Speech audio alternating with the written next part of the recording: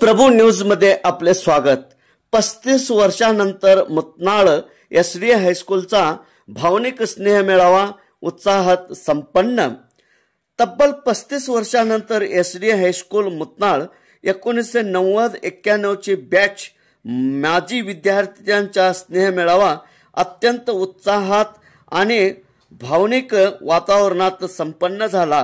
जुन्या आठवणींना उजाळा देत विद्यार्थी आणि शिक्षक यांचे डोळे पाणवले। या कार्यक्रमात प्रमुख पाहुणे म्हणून दिव्य सानिध्य श्रीमंत निरंजन परमस्वरूपी जगद्गुरू डॉक्टर पंचम शिवलिंगेश्वर महास्वामीजी सिद्ध संस्थान मठ निरसोसी याने दर्शवले। डॉक्टर सतीश घाळी, आजी फुटाणे, SM बागेवाडी, BA पोद्दार आणि 2030 पर्यंत एसडी हायस्कूल मुतनाळ ही शाळा केंपण्णा मुगळे, मौला मुबारक सनदी व KT पाटील यांच्या सहकार्यातून ग्रीन स्कूल म्हणजेच पर्यावरणपूरक व निसर्गरम्य बनवण्याचा आमचा संकल्प आहे। या घोषणाला सर्व उपस्थितांनी टाळ्यांच्या गजरात प्रतिसाद दिला। शाळेत दीर्घकाळ अध्ययन केलेल्या 14 शिक्षकांचा शाल, श्रीफळ, सन्मानचिन्ह आणि मानपत्र देऊन सन्मान करण्यात आला। मानपत्राचे वाचन PS घाटके व लक्ष्मी मुगळे, प्रास्ताविक KT पाटील, सूत्रसंचालन रावसाहेब मुरगे आणि आभार प्रदर्शन निरंजन गवळी यांनी केले। तेज प्रभू न्यूज मुतनाळ। अरे मला अजून तुला पाठ आहे का मॅडम? अजून ते वाक्य मला पाठ आहे, गो ब्राह्मण प्रतिपालक क्षत्रिय कुलावंत सेवा, अजून मला पाठ आहे, पण ते भाषण मॅडम मी म्हणू शकलो नाही।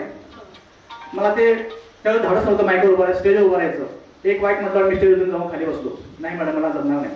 अरे मग तुला सगळं पाठ आहे का, उभं राहत नाहीस? असं प्रत्येक वाक्य त्यांनी माझ्या लढून घेतलं होतं। त्या माझ्या आवडत्या शिक्षिका दड्डी मॅडम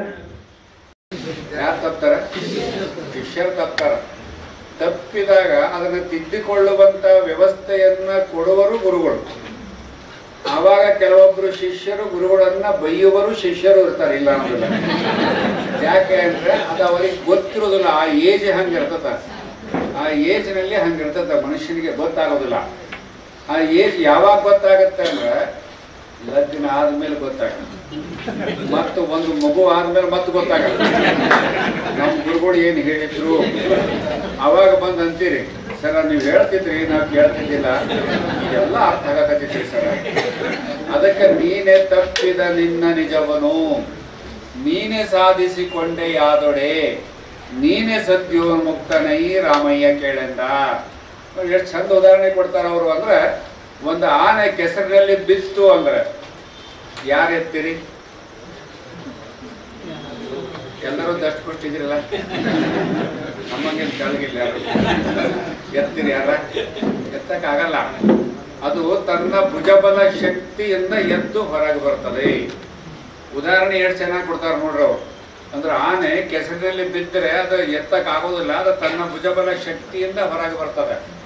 ಅದಕ್ಕೆ ನಮಗವರು ಒಂದು ಉದಾಹರಣೆ ಹೇಳ್ತಾರೆ, ನೀನೇ ತಪ್ಪಿದ ನಿನ್ನ ನಿಜವನು। ನಾವು ಕೆಸರಿನಾಗ ಬೀಳ್ತೀವಿ ಅಲ್ಲ, ಯಾವುದು? ಶಿಷ್ಯರು ಬಹಳ ಜನ ಇದ್ರಿ, ಗುರುಗಳು ಬಹಳ ಜನ ಇದ್ದಾರೆ, ಹೇಳಿಲ್ಲ ಅವ್ರಿಗೆ। ಅಂದ್ರೆ ಗುರುಗಳು ಚಲೋ ಕಲ್ಚರ್ ಇಲ್ಲ ನೋಡ್ತೀವ,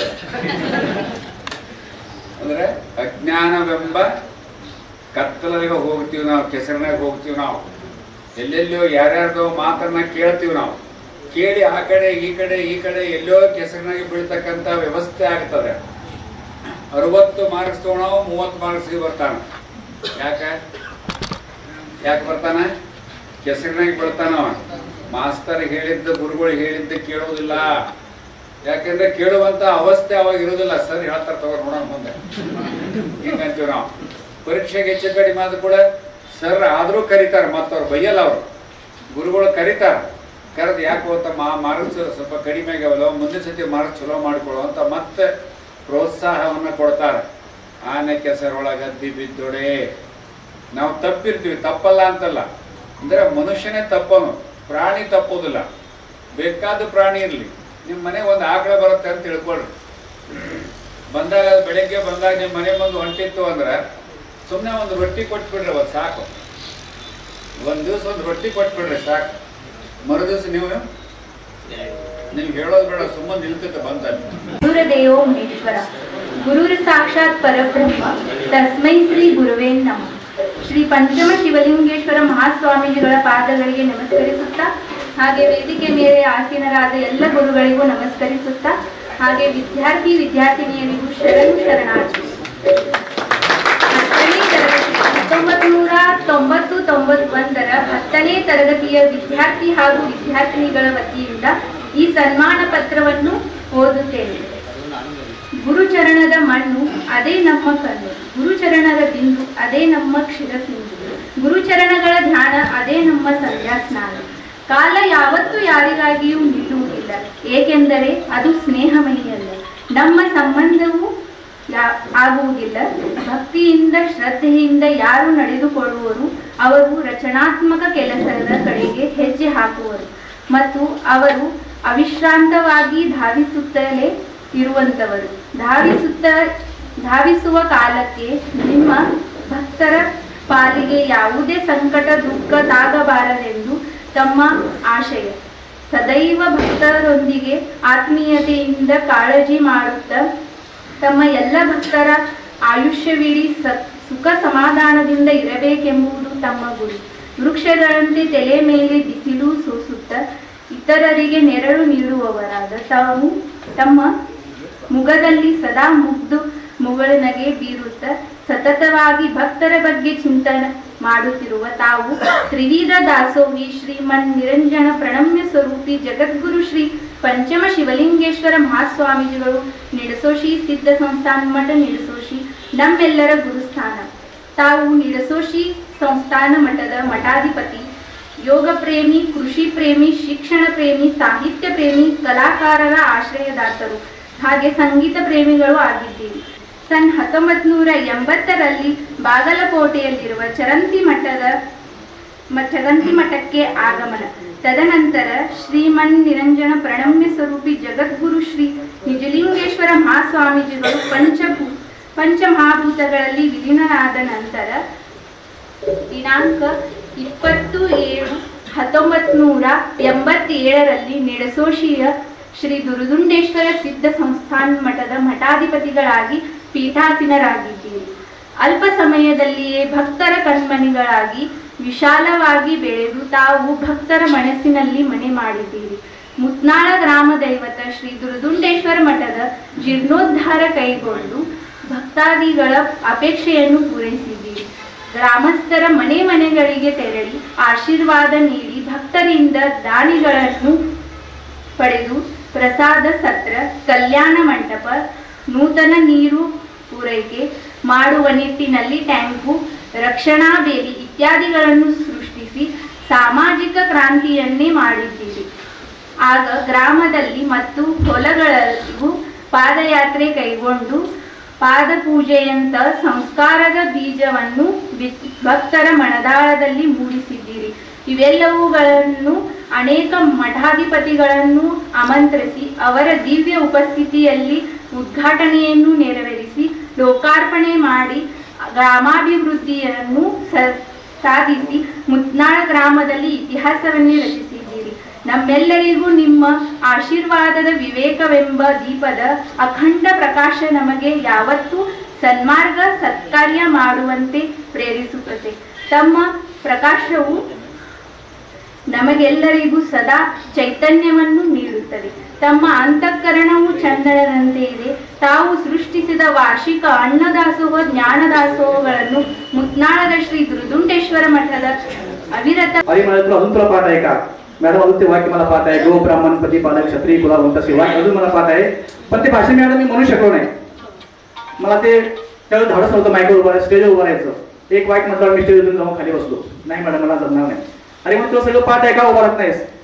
असं प्रत्येक वाक्य त्यांनी मला लढून घेतलं होतं. त्या माझ्या आवडत्या शिक्षिका दड्डी मॅडम, कानडे सर, त्यानंतर गुरव सर आज या ठिकाणी उपस्थित नाही आहेत.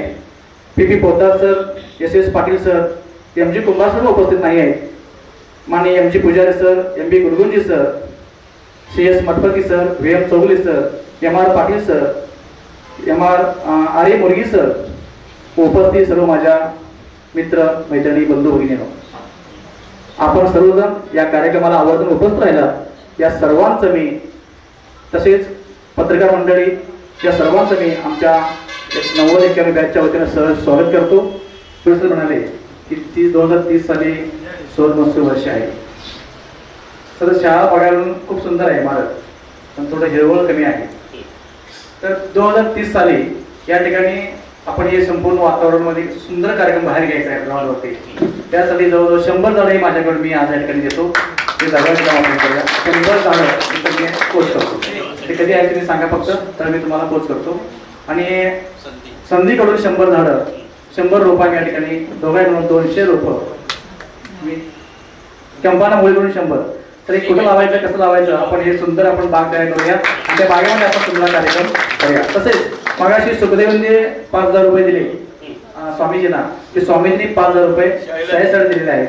ते आदरणीय पुण्यात संत स्वीकार वाचन विनंती करतो. अनावर संजय देवा का, ठीक आहे, आपण अनावर संजय ते सुपूर्द करतो. धन्यवाद.